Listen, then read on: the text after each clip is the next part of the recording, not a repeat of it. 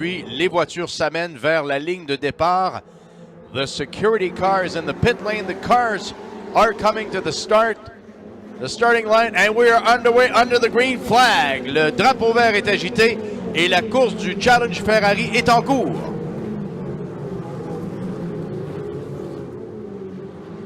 McNeil qui garde la première position. Quelques virages larges, là, au virage ou au premier virage pour certaines voitures. Oui. Donc, derrière lui, il a James Whalen.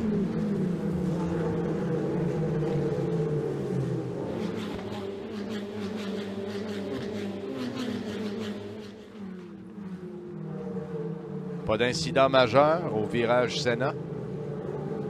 Un pilote qui y va. Donc ça, c'est la 151. Voiture. Claude Senoretti. Qui a fait un dépassement au virage numéro 6. Qu'est-ce qui s'est passé à la sortie du virage Senna? Ah! Pilote qui a fait un tête à queue, peut-être été poussé. On sait que c'est normal, hein, un peu. En fait, c'est pas normal d'être poussé, mais c'est normal quand les voitures sont prêtes que ce sont des choses qui peuvent arriver. Il va y avoir un peu de brasse camarade, j'ai l'impression, au virage en épingle dans le peloton. So, driver number 151, Claude Senoretti, making a statement early in the race. Il y a un pilote qui a tenté une manœuvre un peu tardive. Ça n'a pas fonctionné. Heureusement pour lui, il n'a pas touché à l'autre voiture devant lui. So, one driver went for a late maneuver as we see Cooper McNeil and the second place driver already putting a gap to the third and fourth place and fifth place cars. Here we come. Here they come. Et voilà. Coming around to complete the first lap of the race. 1:40.447 for Cooper McNeil, race leader. Un véhicule qui a fait un tête à queue, même peut-être frappé le mur, la voiture 24, dans le dernier virage. Ziad Gandour. Au mur des champions. Et là, il y a un véhicule aussi qui a des problèmes avec un pneu dans le premier virage. Peut-être l'un explique l'autre. On peut peut-être penser qu'il y a eu contact.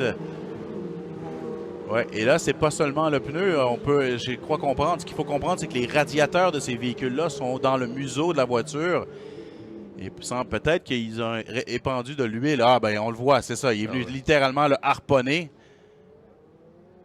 Et ça, c'est Mark Issa, la voiture 24, si je ne m'abuse. Ziad Gandour, 24. Mark Issa, le 107. So, collision between cars number 24, Ziad Gandour, Mark Issa, 107. Gandour is out of it, and, well, in all likelihood, so is Issa. I think you can safely say that Gandour was harpooned out of the way. Donc, Gandour dans la voiture rouge qui a littéralement été harponné. Issa qui arrive comme un projectile dans le virage et va le frapper. Il lui fait perdre le contrôle. On revoit le départ. Ouais, McNeil qui a eu un bon départ. Itès, pas mauvais. Ce qu'il faut comprendre, c'est que c'est toujours le pilote qui est en pôle qui a le droit de décider au moment où il accélère, si on veut, d'une certaine façon. Le pilote en deuxième position est toujours un peu en réaction à ça.